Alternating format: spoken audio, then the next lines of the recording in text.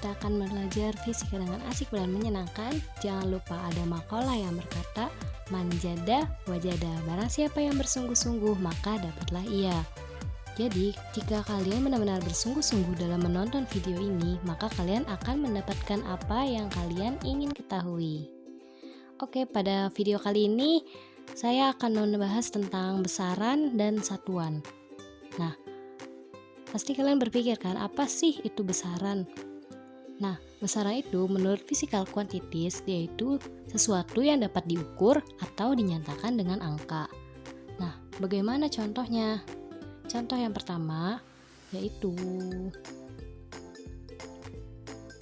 tinggi badan seseorang itu 165 cm. Tinggi badan adalah besaran, 165 adalah angka, dan sentimeter itu adalah satuan dari besaran tersebut. Kemudian contoh lainnya yakni suhu tubuh seseorang 36 derajat Celcius. Suhu tubuhnya itu besaran, 36 adalah angka, dan Celcius adalah satuan dari besaran suhu tubuh tersebut.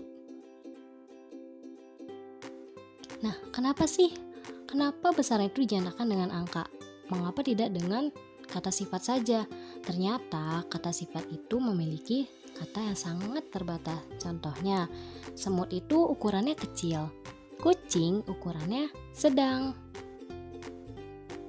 gajah ukurannya besar, truk ukurannya lebih besar, kapal ukurannya sangat besar. Nah, bagaimana dengan pelabuhan? Bagaimana dengan kota? Bagaimana dengan provinsi?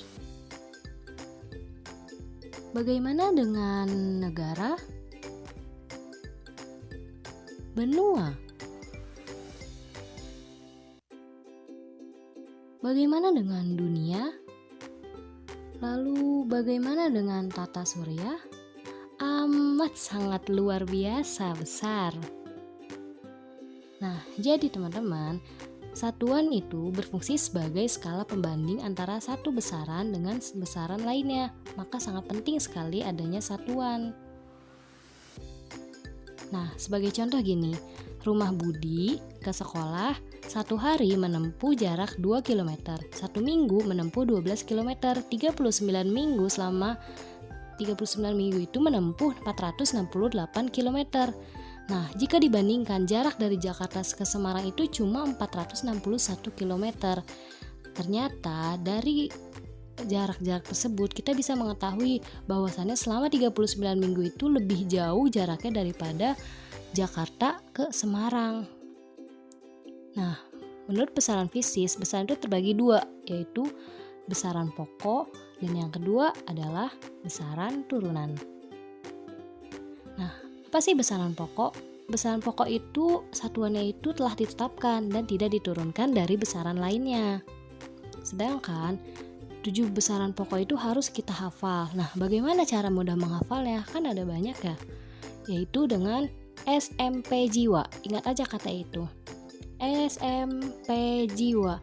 S adalah suhu dengan satuan Kelvin, M adalah massa, P adalah panjang, J adalah jumlah zat, I adalah intensitas cahaya dengan satuan kandela, W adalah waktu, A adalah arus listrik dengan satuan ampere.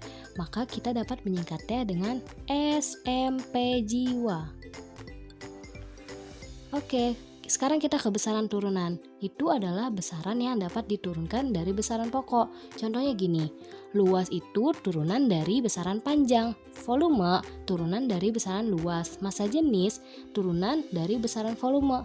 Nah, bagaimana kita tahu? Luas itu dari rumus P kalikan dengan L, kemudian volume adalah P kalikan L kalikan T, maka massa jenisnya adalah M dibagi V. Dengan begitu kita dapat mengetahui bahwasannya panjang dengan satuan meter kemudian diturunkan jadi luas M kuadrat, kemudian volume jadi M kubik dan massa jenis menjadi kilogram per M kubik. Oke, bagaimana teman-teman? Semoga bisa dapat memahami dengan baik ya. Semoga dapat bermanfaat ilmunya. Kurang lebihnya mohon maaf. Kita akhiri, wassalamualaikum warahmatullahi wabarakatuh.